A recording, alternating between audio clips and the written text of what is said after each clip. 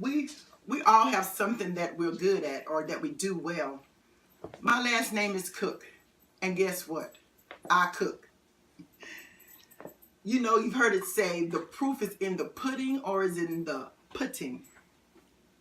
Anyway, I say the proof is in the tasting.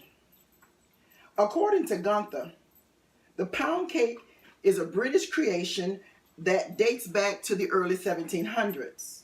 The name pound cake comes from the fact that you used a pound of eggs, butter, sugar, and flour. A lot of people then weren't able to read, so they just made it easy for them to create this cake.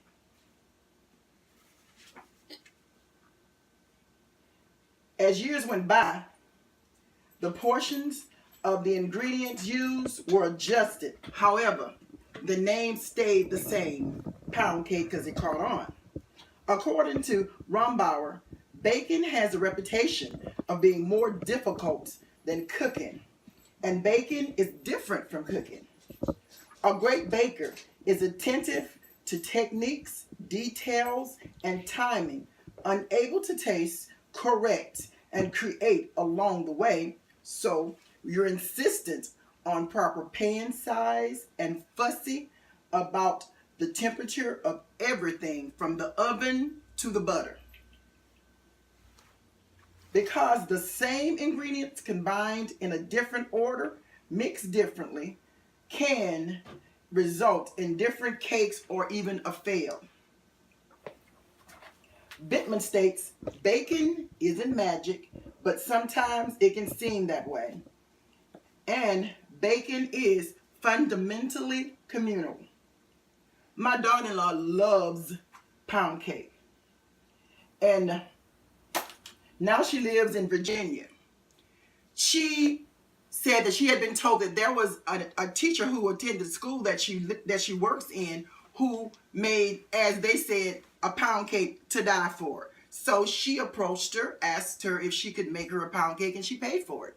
And she was told by the teacher, no, I'm not able to because, it takes too much time and I'm busy. So later in the year, they were having a fundraiser. And my daughter-in-law heard it through the grapevine that this teacher would be making a pound cake. So she made sure she had her money, took it to school, and when she went into the cafeteria, she read a sign that says $2 for coffee and $2 for a slice of pound cake. So it also read $2 for coffee, and if you buy coffee, you get the pound cake free. My daughter-in-law says, okay. I said, you do the math.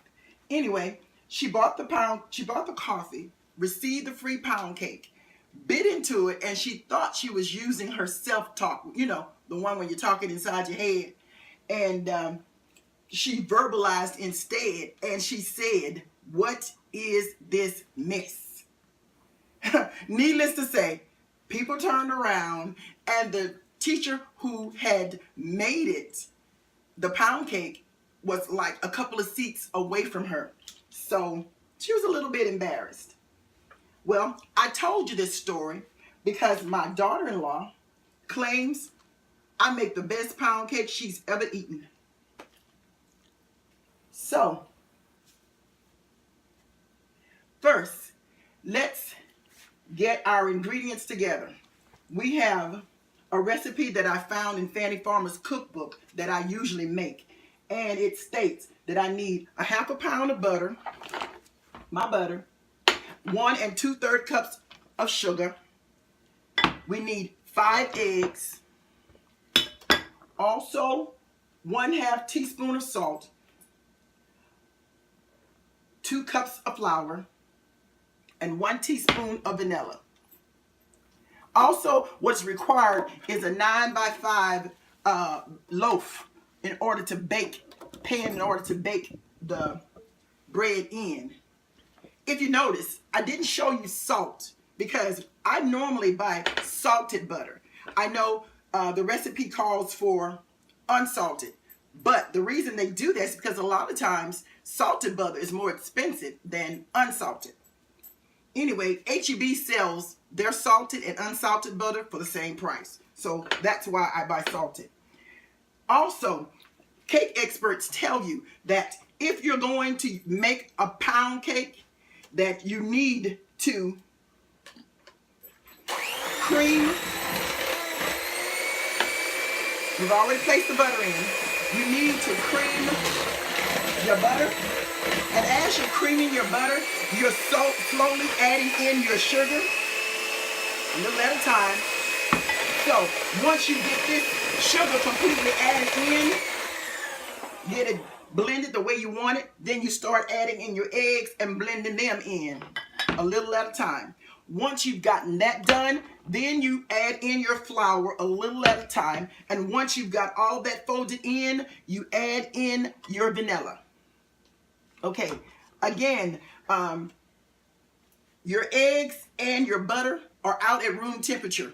That's required. But the thing that I do, I leave my butter and my eggs out for at least 24 hours. Okay, so if they're out 24 hours, I think that's one of the reasons that I have, I guess, this great pound cake. Not quite sure. But anyway, you need to preheat the oven to 325 degrees. Lightly butter your loaf pan. What I do is I use a buttered cooking spray, and I spray my loaf pan. After I spray my loaf pan, then I flour my loaf pan. Once I've done the flouring, I shake that around and I throw the excess into the trash. All right.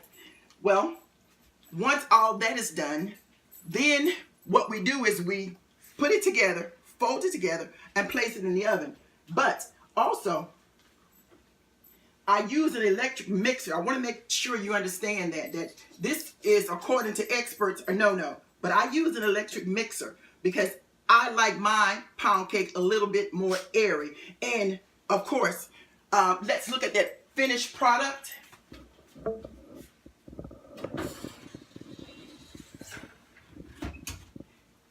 So this is what it looks like once it's done.